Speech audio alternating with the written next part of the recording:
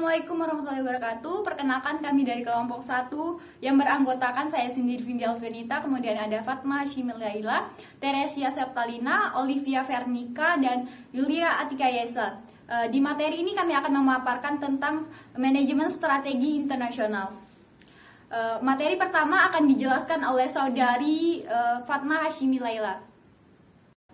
Manajemen strategik internasional menurut Griffin dan Pustay 2010 merupakan transaksi bisnis antara berbagai pihak yang berasal lebih dari satu negara. Transaksi bisnis ini meliputi pembelian berbagai barang di suatu negara dan mengirimkannya ke negara lain untuk diproses atau dirakit dan dikirimkan kembali dalam bentuk produk. Jadi, ke negara lain untuk dijual secara retail. Nah, menurut Ball et al. 2012 menyatakan bahwa bisnis internasional merupakan aktivitas bisnis yang operasinya melewati batas-batas negara. Sedangkan menurut Hill 2009 menyatakan bahwa bisnis internasional merupakan aktivitas bisnis yang dilakukan oleh banyak perusahaan yang mengikatkan diri pada perdagangan maupun investasi internasional. Nah, ada pun berbagai aktivitas bisnis internasional, antara lain yang pertama ekspor, yaitu aktivitas penjualan produk yang dihasilkan oleh suatu negara untuk dikonsumsi maupun dijual kembali ke negara lain. Kemudian ada impor, yaitu aktivitas pembelian produk yang dihasilkan oleh negara lain untuk dikonsumsi maupun dijual kembali di negara sendiri. Yang ketiga, ada investasi luar negeri atau foreign investments, yaitu penanaman modal oleh suatu negara di negara lain. Investasi langsung di luar negeri seperti properti, aset, pabrik, kantor, dan lain sebagainya. Sedangkan investasi portofolio di luar negeri seperti pembelian aset keuangan di luar negeri seperti saham, obligasi, sertifikat deposito, dan lain sebagainya.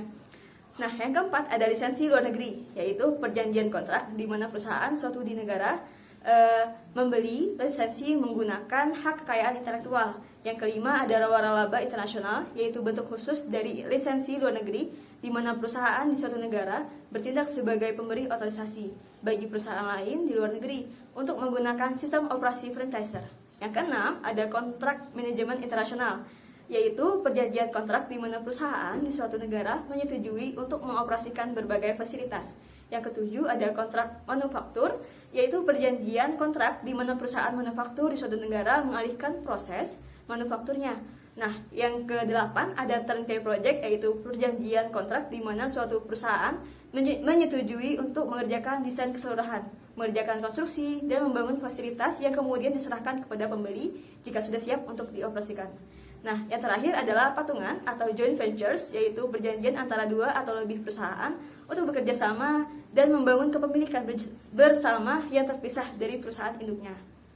Nah, adapun pengertian dari bentuk organisasi bisnis internasional adalah perusahaan multinasional atau multinational corporation, yaitu perusahaan yang melibatkan diri pada dalam berbagai bisnis internasional dalam bentuk investasi langsung di luar negeri dan memiliki kendali atas berbagai aktivitas pemberian nilai tambah di lebih dari suatu negara. Terima kasih. Selanjutnya akan dijelaskan oleh teman saya, Yulia Atika Yesa.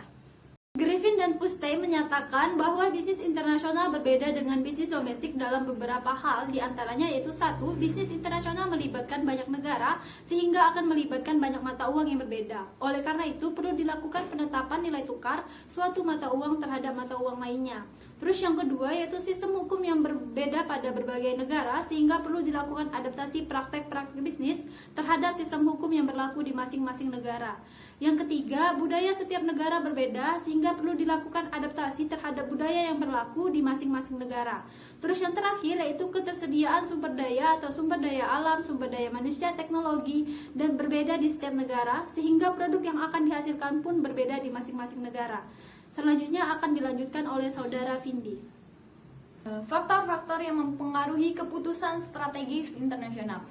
Yang pertama yaitu bahasa. Faktor bahasa memberikan pengaruh terhadap keputusan strategik untuk memasuki pasar suatu negara. Akan lebih mudah memasuki suatu pasar negara yang berbahasa nasional negara tersebut ke dalam bahasa internasional. Kedua yaitu budaya. Faktor budaya akan mempengaruhi pengaruh terhadap kepuasan strategik perusahaan internasional yang akan beroperasi di suatu negara. Contohnya budaya masyarakat Indonesia dalam menghadapi bulan puasa dengan berbuka bersama keluarga dan mengakibatkan pengurangan mengurangi jam kerja selama bulan puasa.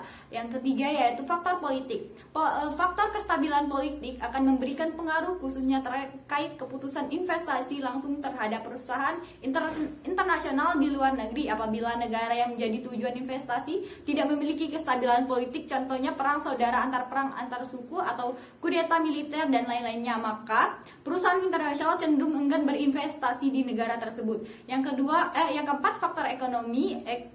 Seperti pertumbuhan ekonomi nasional akan mempengaruhi keputusan strategik perusahaan internasional untuk memasuki pasar suatu negara. Pertumbuhan ekonomi yang tinggi menunjukkan daya beli masyarakat suatu negara semakin baik sehingga dapat dijadikan sebagai pasar potensial bagi perusahaan internasional yang akan menjual produknya. Yang kemudian kelima, campur tangan pemerintah. Faktor campur tangan pemerintah juga akan berpengaruh terhadap keputusan strategik perusahaan internasional seperti campur tangan pemerintah yang terlalu dominan yang tidak memberikan fleksibilitas bagi perusahaan internasional untuk beroperasi akan berdampak pada keterbatasan investasi luar negeri. Contohnya adalah campur tangan pemerintah dalam membatasi perusahaan waralaba asing yang beroperasi di suatu negara, pembatasan kuota terhadap barang-barang impor tertentu, pemberlakuan birokrasi yang rumit, dan penetapan pajak yang tinggi bagi investasi asing dan lain sebagainya.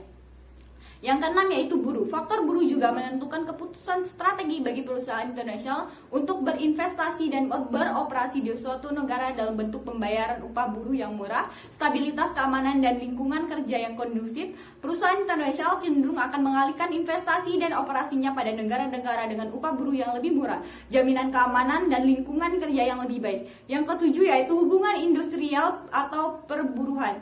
Faktor hubungan industrial atau hubungan perburuhan yang diatur dalam Undang-Undang Ketenagakerjaan atau Undang-Undang Perburuhan juga akan berpengaruh terhadap keputusan strategi perusahaan internasional seperti pemberlakuan serikat pekerja atau labor union, ketentuan pemutusan hubungan kerja atau PHK, dan lain sebagainya. Yang ke-8 yaitu pembiayaan keuangan. Faktor pembiayaan keuangan juga mempengaruhi keputusan strategis perusahaan internasional seperti kemudahan dalam memperoleh pinjaman guna pendanaan operasional perusahaan internasional, tingkat suku bunga pinjaman yang rendah, fasilitas sistem transaksi pembayaran yang memadai, dan lain sebagainya. Kemudian materi selanjutnya akan dijelaskan oleh Teresia. Baik, selanjutnya saya akan menjelaskan tentang sumber-sumber keunggulan bersaing yang dapat dimiliki oleh suatu perusahaan sehingga dapat bersaing di pasar internasional, meliputi beberapa hal yaitu sebagai berikut. Yang pertama, efisiensi secara global. Yang dimaksud dari efisiensi secara global ialah kemampuan suatu perusahaan dalam menentukan lokasi yang efisien, baik di kantor cabangnya maupun pabriknya di berbagai negara. Dengan menentukan skala perekonomian, produksi, dan jangkauan keekonomiannya dalam meraih pasar internasional, maka sebuah perusahaan harus mampu menentukan lokasinya di negara dituju secara efisien sehingga meminimalkan biaya produksi dan sumber daya produksi seperti bahan mentah, bahan baku, ketersediaan sumber daya manusia, dan lain sebagainya di negara yang akan dituju sebagai pasar internasionalnya. Yang kedua yaitu fleksibilitas multinasional. Yang dimaksud dari fleksibilitas multinasional ialah suatu kemampuan perusahaan untuk memasuki pasar di berbagai negara dengan memperhatikan perbedaan seperti perbedaan politik, ekonomi, hukum, lingkungan budaya, dan lain sebagainya agar perusahaan dapat beroperasi dengan baik di negara yang akan ditujunya pula. Yang ketiga yaitu pembelajaran secara mendunia. Pembelajaran secara mendunia ini hampir berlaku di seluruh dunia yang dapat diperoleh oleh perusahaan yang bergerak dalam pasar bisnis internasional.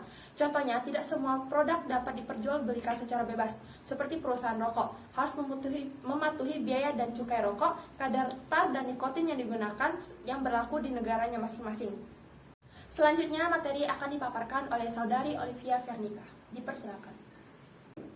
Kemudian ada berbagai alternatif pilihan keputusan strategis, yaitu meliputi yang pertama ada strategi replikasi domestik atau home replication strategi, di mana strategi ini dibangun dengan memanfaatkan kompetisi inti atau keuntungan yang dikembangkan di pasar domestik dengan mendasarkan keunggulan di pasar domestik dan mencoba menduplikasikannya di pasar luar negeri. Kemudian ada strategi multidomestik, di mana ada pengumpulan anak perusahaan operasional yang mandiri dengan memfokuskan pada pasar domestik tertentu. Kemudian yang ketiga ada strategi global atau global strategy, di mana di sini strategi yang membentuk standar produk yang akan memenuhi kebutuhan pelanggan di seluruh dunia. Kemudian yang keempat ada strategi transnasional, di mana di sini menggabungkan manfaat efisiensi skala global dari perusahaan global dengan keuntungan dan kelebihan lokal sebagai respon dari perusahaan multidomestik. Kemudian ada perusahaan harus memberikan perhatian khusus terhadap kondisi negara setempat. Ketika yang pertama ada selera konsumen atau preferensi bervariasi di berbagai negara. Kemudian yang kedua ada terdapat perbedaan besar dalam undang-undang setempat, kondisi ekonomi dan infrastruktur. Kemudian yang ketiga ada pemerintah negara tuan rumah memainkan peran utama dalam industri tertentu. Kemudian tekanan untuk integrasi global muncul ketika yang pertama perusahaan menjual komoditas standar dengan sedikit kemampuan untuk membedakan produk-produknya melalui fitur atau kualitas. Kemudian yang kedua ada jika hambatan perdagangan dan biaya transportasi yang rendah, perusahaan harus menghasilkan barang-barang mereka pada biaya serendah mungkin. Kemudian tekanan integrasi global akan berkurang jika yang pertama fitur produk di kalangan konsumen yang diinginkan bervariasi di setiap negara. Kemudian yang terakhir adalah perusahaan mampu membedakan produk mereka melalui nama merek, dukungan jasa penjual, dan perbedaan kualitas. Materi selanjutnya akan disampaikan oleh Saudari Yulia Atika Yesa. Komponen-komponen strategi internasional, 4 komponen dasar dari pengembangan strategi yaitu 1. Keunggulan yang membedakan atau distinctive competence. Yang dimaksud dengan keunggulan yang membedakan adalah keunggulan yang dimiliki berupa teknologi mutakhir, jaringan distribusi yang efisien, praktek-praktek organisasi yang unggul, atau nama-nama merek yang dihormati. Tanpa kompetensi yang unik, sebuah perusahaan asing akan mengalami kesulitan bersaing dengan perusahaan-perusahaan lokal yang dianggap lebih mengetahui pasar lokal. Kompetensi khusus mewakili sumber daya penting perusahaan. Strategi internasional mencerminkan interaksi antara kompetensi khusus dengan peluang bisnis yang tersedia di negara yang berbeda. Memanfaatkan keuntungan tersebut dengan memperluas operasinya ke banyak pasar sebagai sumber daya memungkinkan. Yang kedua yaitu jangkauan kegiatan operasi atau scope of operation. Jangkauan kegiatan operasi dapat berupa 1. Wilayah geografis. Lingkup dapat didefinisikan dalam wilayah geografis, negara, wilayah-wilayah negara, atau kelompok negara. Yang kedua, ceruk pasar atau produk dalam wilayah berfokus pada ceruk pasar atau produk dalam satu atau beberapa wilayah seperti kualitas premium, pasar ceruk pasar murah, atau ceruk pasar khusus lainnya. Karena semua perusahaan memiliki sumber daya yang terbatas dan karena pasar tersebut dalam daya tarik untuk berbagai produk, manajer harus memutuskan pasar mana yang paling menarik. Yang ketiga yaitu ceruk pasar khusus, lingkup terikat pada kompetensi khusus perusahaan. Jika perusahaan memiliki kompetensi yang unik hanya di wilayah tertentu atau di lini produk tertentu, maka lingkup operasi akan fokus pada bidang-bidang di mana perusahaan memiliki kompetensi khusus. Yang ketiga adalah pengalokasian sumber daya atau resource deployment, di mana perusahaan melakukan alokasi sumber daya spesifik melalui lini produk, lini geografi, dan lini produk dan geografi. Hal ini merupakan bagian dari perencanaan strategis yang menentukan prioritas relatif perusahaan atas sumber daya yang terbatas. Dan yang keempat atau terakhir atau sinergitas atau sinergi, bagaimana unsur-unsur yang berbeda dari perusahaan bisnis dapat menguntungkan satu sama lain. Tujuan dari sinergi adalah untuk menciptakan situasi di mana seluruh lebih besar daripada jumlah bagian-bagiannya. Baiklah, selanjutnya akan dijelaskan oleh Saudari Olivia Venica.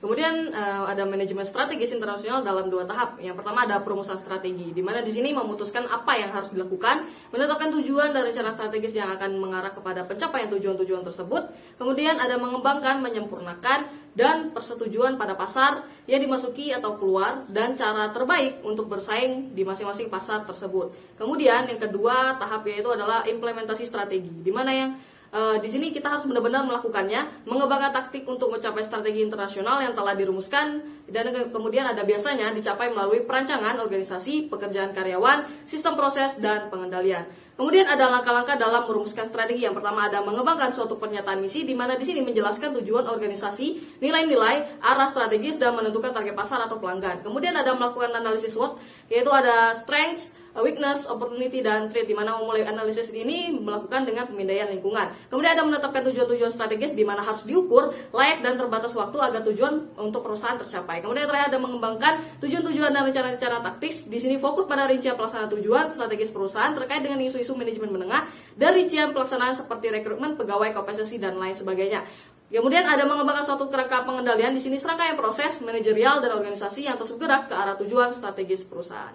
Kemudian selanjutnya pembahasan akan dilanjutkan oleh Saudari Teresia Septalina.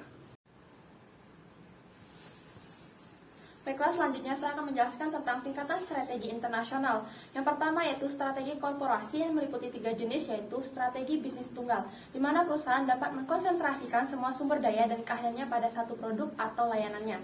Yang kedua yaitu strategi diversifikasi yang terkait dengan bisnis inti perusahaan, di mana perusahaan beroperasi di beberapa yang berbeda tetapi masih terkait dengan bisnis, industri, atau pasar pada waktu yang sama untuk meningkatkan kompetensi yang unik di satu pasar untuk memperkuat daya saingnya. Dan yang ketiga yaitu strategi diversifikasi yang tidak terkait dengan bisnis inti perusahaan, di mana perusahaan beroperasi di beberapa industri dan pasar yang saling tidak terkait.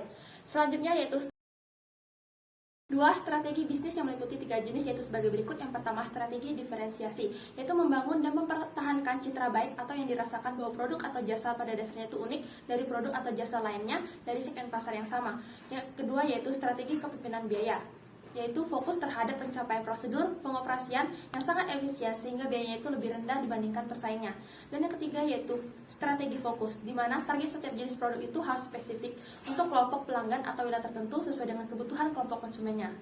Selanjutnya yaitu strategi fungsional yang meliputi 5 jenis. Yang pertama yaitu strategi keuangan, dengan mengembangkan strategi finansial bagi perusahaan secara keseluruhan. Yang kedua yaitu strategi pemasaran, di mana memfokuskan pada distribusi dan penjualan produk dan jasa perusahaan seperti bauran produk, iklan, promosi, dan harga. Dan yang ketiga yaitu strategi operasi, berkaitan dengan pembentukan perusahaan, produk, atau jasa. Dan yang keempat, strategi sumber daya manusia, yaitu memfokuskan pada orang-orang yang bekerja untuk sebuah organisasi. Dan yang terakhir yaitu strategi riset dan pengembangan, di mana berkaitan dengan besarnya dan arah investasi perusahaan dalam menciptakan produk baru dan mengembangkan teknologi baru. Demikianlah pemaparan materi dari kelompok kami. Terima kasih atas perhatiannya. Semoga materi yang kami sampaikan dapat bermanfaat bagi kita semua. Wassalamualaikum warahmatullahi wabarakatuh.